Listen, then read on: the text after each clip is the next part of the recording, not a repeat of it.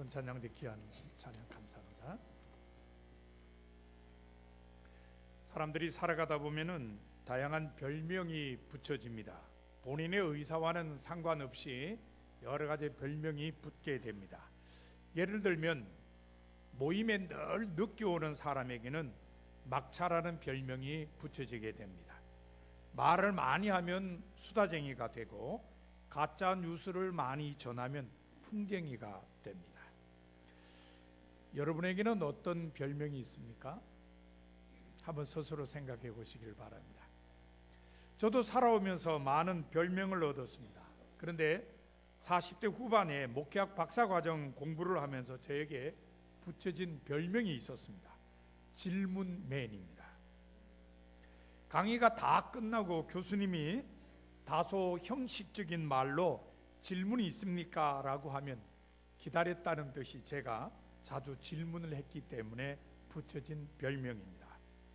그런데 이 별명을 들으면서 가만히 생각해 보니까 제가 어렸을 적에도 선생님들께 질문을 많이 한 것 같았습니다. 고등학교 시절에 이런 일이 있었습니다. 윤리 시간에 선생님께서 조선시대의 여성들을 억압하던 사회 풍습 중에 칠거지악으로 인한 내쫓김이 있었다고 말씀하셨습니다. 칠거지악은 집에서 내쫓김을 당하는 7가지 이유인 것입니다. 제가 궁금해서 선생님께 여쭈어봤습니다. 그 7가지가 뭡니까? 그 순간 선생님의 표정이 조금 변하시더니, 제가 표현은 조금이라 그럽니다만은 많이 변했을 수도 있습니다. 어쨌든 표정이 변하시더니 그거 다음 시간까지 네가 조사해서 발표해라, 그렇게 말씀하셨습니다. 그래서 일주일 내내 도서관에서 이 책 저 책 뒤지면서 찾다가 정말 겨우 발견해서 발표했습니다. 혹시 여러분도 칠거지악이 어떤 것들인지 아십니까? 잘 모르시죠? 잘 들어보시길 바랍니다. 자, 칠거지악에 해당하는 첫 번째 것은 불수구고, 이거 어려운 말이죠. 부모에게 순종하지 않는 겁니다. 두 번째가 음행, 음탕한 행실입니다. 세 번째가 질투입니다. 네 번째가 악질, 나쁜 병이 있는 겁니다. 다섯 번째는 구슬, 말썽 많이 일으키는 겁니다. 여섯 번째는 도절, 도적질하는 겁니다. 여기에다 7번째 하나 더 추가되었는데 그게 바로 무자입니다. 우리는 보통 칠거지악 그러면 이 무자만 늘 생각을 합니다. 자식 못 낳으면 쫓겨났다, 이런 이야기만 자주 하죠. 그러나 무자도 7개 중에 하나입니다. 그런데 이 가운데 하나인 이 불임 여성에게 인간다운 삶을 살도록 하는데 우리 기독교가 큰 공헌을 했습니다. 그것은 성서가 불임 여성들에게 임한 하나님의 은혜를 많이 소개하기 때문입니다. 성서에 의하면 자녀를 낳지 못해도 하나님의 은혜로 남편과 더불어 행복하게 산 여인들이 있습니다. 거기에다가 하나님의 은혜로 너지막히 자녀를 낳은 불임 여성들에 관한 이야기도 많습니다. 아브라함의 아내 사라에 대한 이야기는 우리에게 잘 알려져 있습니다. 사라는 아이를 낳지 못하는 여인이었습니다. 그러나 하나님의 은혜로 90세에 이삭을 낳았습니다. 야곱의 아내 라헬도 아이를 낳지 못하는 여인이었습니다. 라헬은 언니 레아와 자기의 여종 빌하, 그리고 언니의 여종 실바가 돌아가면서 10명의 아들을 낳을 때까지 단 한 명의 아이도 낳지 못했습니다. 그러나 너지막히 하나님께서 태를 열어주심으로 요셉과 베냐민을 낳았습니다. 누가복음 1장에 의하면 제사장 사가랴의 아내이자 세례 요한의 어머니인 엘리사벳도 원래 아이를 낳지 못하는 여인이었습니다. 그래서 자식이 없이 늙었지만 노년에 하나님의 은혜로 요한을 낳았습니다. 사실 성서에 늙었다, 노년이다 이런 표현은 오늘날의 나이로 생각하시면 안 됩니다. 옛날에는 지금보다 평균 수명이 짧았다는 것을 염두에 두시길 바랍니다. 저도 어렸을 때 회갑 지난 분들 보면 다 할아버지고 할머니였습니다. 머리 이렇게 쉬고 그랬죠. 요즘 누가 해가 지난 사람 보고 할아버지 할머니 그러면 기분 좋아하겠어요? 이제 그런 시대적인 흐름이 좀 있었습니다. 그래서 노년에 또는 늙음하게 자녀를 낳았다는 표현이 오늘날로 보면은 낳을 수 있는 나이였을 수도 있다고 생각하시면 좋을 것 같습니다. 자, 오늘 본문에 등장하는 한나라는 여인도 아이를 낳지 못하는 여인이었습니다. 그러나 한나 역시 하나님의 은혜로 사무엘이라는 아들을 얻었습니다. 뿐만 아니라 후에 하나님께서 사무엘 외에도 세 아들과 두 딸을 한나에게 더 주었습니다. 어떻게 해서 한나에게 이러한 하나님의 은혜가 임했을까요? 본문은 세 가지 이유를 말해주고 있습니다. 첫 번째 이유는 한나는 선으로 악을 이긴 여인이었기 때문입니다. 본문 6절에 의하면 남편 엘가나의 다른 부인인 버닌나가 한나를 대적했습니다. 본문의 표현대로 하면 한나를 심히 격분하게 하여 괴롭게 했습니다. 세 번역 성서는 한나를 괴롭히고 업신 여겼다고 번역했습니다. 그런데 본문 7절에 의하면 버닌나가 한 번만 그렇게 한 것이 아니고 매년 그렇게 했습니다. 하지만 한나는 결코 버닌나를 대적하지 않았습니다. 본문 7절 마지막 부분에 보면 그냥 울고 아무것도 먹지 않았을 뿐이었습니다. 참고 견디었다는 것입니다. 악을 악으로 갚지 않고 선으로 악을 이긴 모습이라고 할 수 있습니다. 사도 바울은 모든 성도에게 이런 자세가 필요하다고 강조했습니다. 로마서 12장 21절에서는 악에게 지지 말고 선으로 악을 이기라고 했으며, 데살로니가 전서 5장 15절에서는 삼가 누가 누구에게든지 악으로 악을 갚지 말게 하고 서로 대하든지 모든 사람을 대하든지 항상 선을 따르라고 했습니다. 바울이 이렇게 권면한 이유는 이것이 예수님의 정신이기 때문입니다. 마태복음 5장 39절부터 41절을 보면 예수님께서는 이렇게 말씀하셨습니다. 악한 자를 대적하지 말라. 누구든지 내 오른편 뺨을 치거든 왼편도 돌려대며 또 너를 고발하여 속옷을 가지고자 하는 자에게 겉옷까지도 가지게 하며 또 누구든지 너로 억지로 오리를 가게 하거든 그 사람과 심리를 동행하라. 악으로 악을 갚지 말고 선으로 악을 이기라는 말씀입니다. 그러므로 악한 자를 대적하지 않고 선으로 악을 이기는 것이야말로 하나님의 은혜를 받는 사람들의 삶의 자세라고 할 수 있습니다. 신앙은 6단계에 걸쳐서 발달한다는 신앙 발달 이론을 주장한 학자가 있었습니다.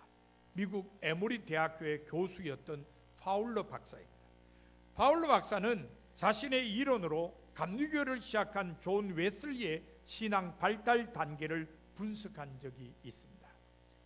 저희의 관심을 끈 부분은 1738년 5월 24일에 있었던 올드스케이드에서의 회심 체험을 과연 파울러가 어떻게 보느냐는 것이었습니다.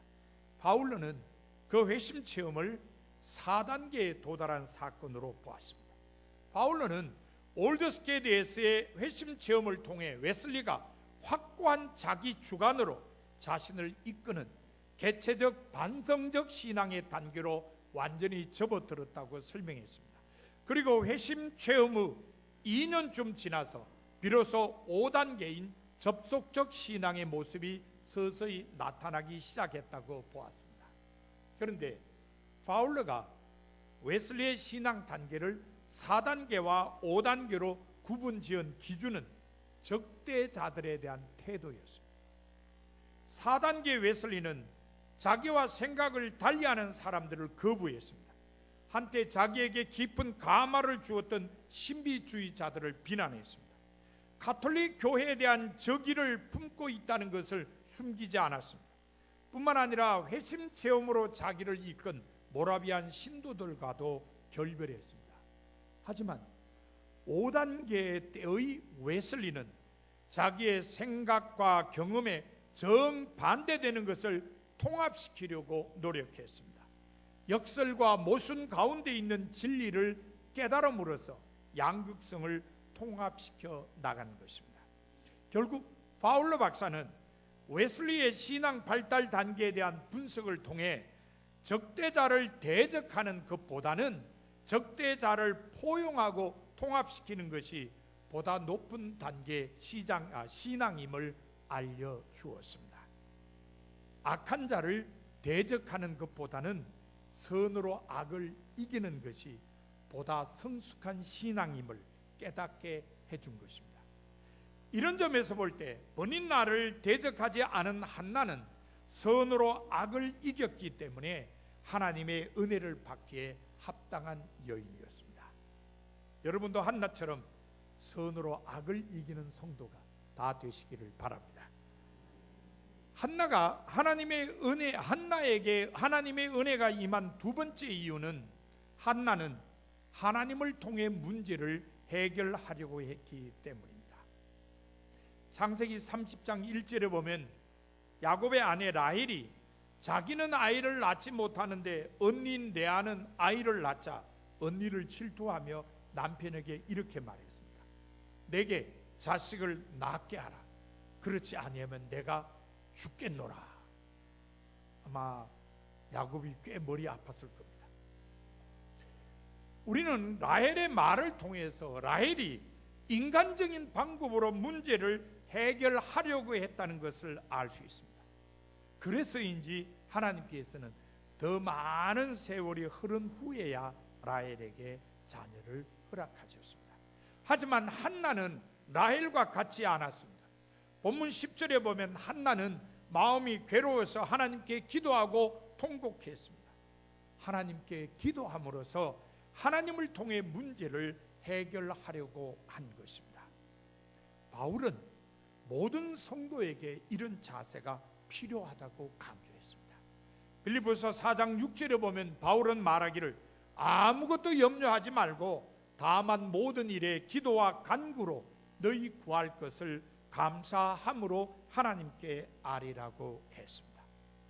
바울뿐만 아닙니다. 야고보도 마찬가지입니다. 야고보서 5장 13절에서 말하기를 너희 중에 고난당하는 자가 있느냐 그는 기도할 것이라고 했습니다. 바울과 바나바가 이렇게 권면한 이유는 이것이 예수님의 가르침이기 때문입니다.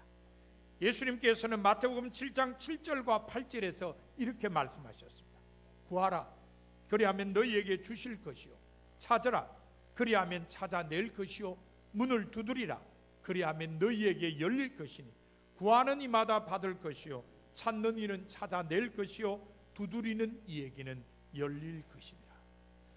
마가복음 11장 24절에서도 말씀하시기를 무엇이든지 기도하고 구하는 것은 받은 줄로 믿으라 그리하면 너희에게 그대로 되리라고 하셨습니다.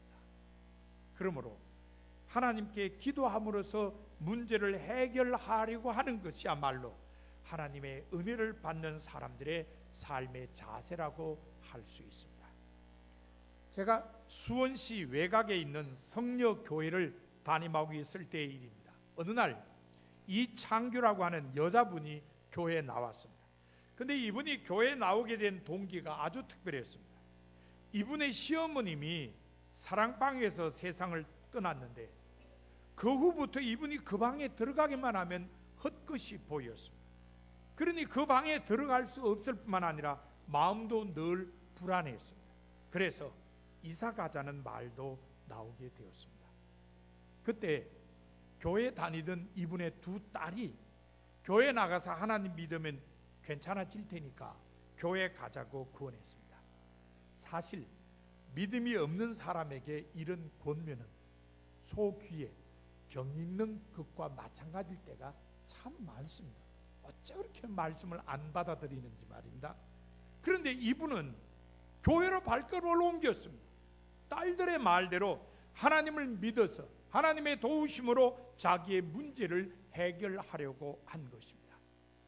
이분이 교회에 출석한 날 두 딸은 저에게 일주일 동안 매일 저녁마다 문제의 그 사랑방에서 기도회를 인도해 달라고 부탁했습니다. 저는 몇몇 성도들과 함께 그날 저녁부터 일주일 동안 그 방에서 기도회를 인도했습니다. 찬송도 하고 기도도 하며 말씀도 전했습니다. 이 창규 성도는 마음을 열고 말씀을 받아들였습니다. 그리고 함께 기도했습니다. 한 주간이 홀떡 지나가 버렸습니다. 기도회가 끝났습니다.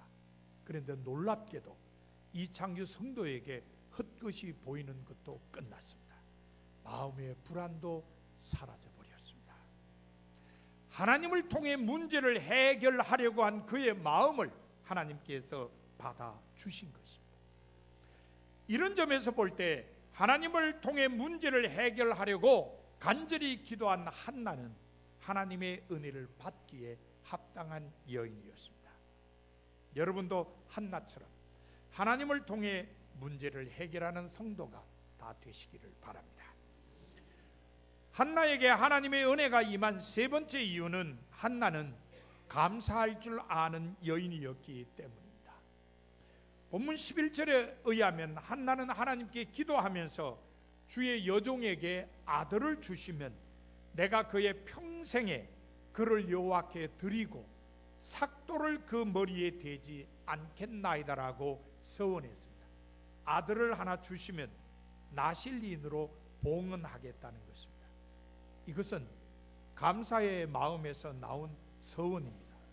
자기가 원하는 것을 주시면 그것을 다시 드리겠다는 서원은 감사의 마음이 없이는 불가능하기 때문입니다. 그럼 뭐하러 달라고 그렇게 했어요? 주시면 다시 드리겠습니다. 이건 감사의 마음이 있기 때문에 가능한 일인 것입니다. 실제로 사무엘을 낳은 뒤에 한나가 하나님께 기도한 내용인 사무엘상 2장 1절부터 10절을 보면 한나는 감사한 마음으로 하나님을 찬양하였음을 알 수 있습니다. 바울은 모든 성도에게 감사의 자세가 필요하다고 강조했습니다.